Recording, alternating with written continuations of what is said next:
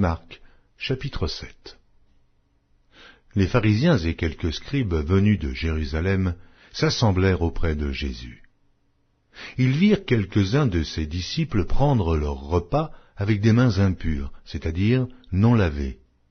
Or les pharisiens et tous les juifs ne mangent pas sans s'être lavés soigneusement les mains, conformément à la tradition des anciens. Et quand ils reviennent de la place publique, ils ne mangent qu'après s'être purifiés.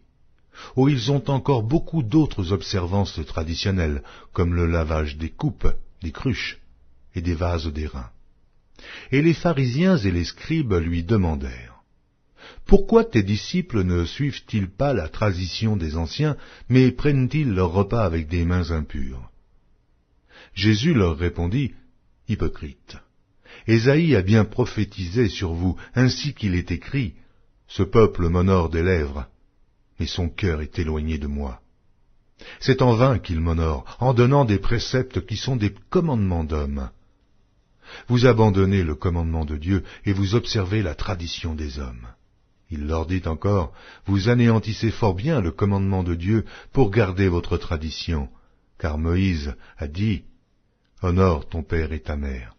Et celui qui maudira son père ou sa mère sera puni de mort. Mais vous, vous dites : si un homme dit à son père ou à sa mère : ce dont j'aurais pu t'assister est corban, c'est-à-dire une offrande à Dieu, vous ne le laissez plus rien faire pour son père ou pour sa mère, annulant ainsi la parole de Dieu par votre tradition que vous avez établie, et vous faites beaucoup d'autres choses semblables. » Ensuite, ayant de nouveau appelé la foule à lui, il lui dit : « Écoutez-moi tous et comprenez.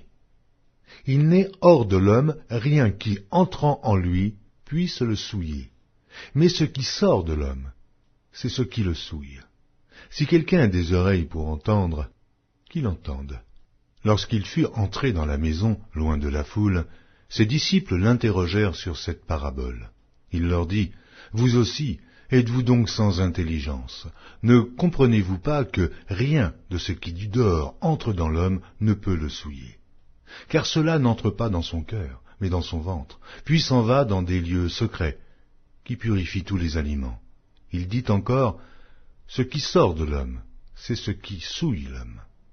Car c'est du dedans, c'est du cœur des hommes que sortent les mauvaises pensées, les adultères, les impudicités, les meurtres, les vols, les cupidités, les méchancetés, la fraude, le dérèglement, le regard envieux, la calomnie, l'orgueil, la folie.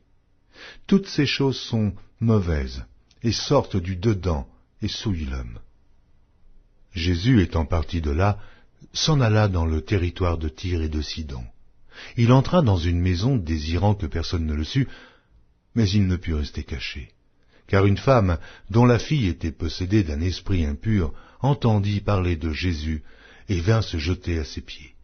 Cette femme était grecque, syro-phénicienne d'origine. Elle le pria de chasser le démon hors de sa fille. Jésus lui dit : « Laisse d'abord les enfants se rassasier, car il n'est pas bien de prendre le pain des enfants et de le jeter aux petits chiens. »« Oui, Seigneur, lui répondit-elle, mais les petits chiens, sous la table, mangent les miettes des enfants. » Alors il lui dit : « À cause de cette parole, va, le démon est sorti de ta fille. » Et, quand elle rentra dans sa maison, elle trouva l'enfant couché sur le lit. Le démon était sorti. Jésus quitta le territoire de Tyr et revint par Sidon, vers la mer de Galilée, en traversant le pays de la Décapole. On lui amena un sourd, qui avait de la difficulté à parler, et on le pria de lui imposer les mains. Il le prit à part, loin de la foule, lui mit les doigts dans les oreilles et lui toucha la langue avec sa propre salive. Puis, levant les yeux au ciel, il soupira et dit : « Ephata », c'est-à-dire « Ouvre-toi ». Ainsi ses oreilles s'ouvrirent, sa langue se délia, et il parla très bien. Jésus leur recommanda de n'en parler à personne, mais plus il le leur recommanda, plus ils le publièrent. Ils étaient dans le plus grand étonnement et disaient : « Il fait tout à merveille. Même il fait entendre les sourds et parler les muets. »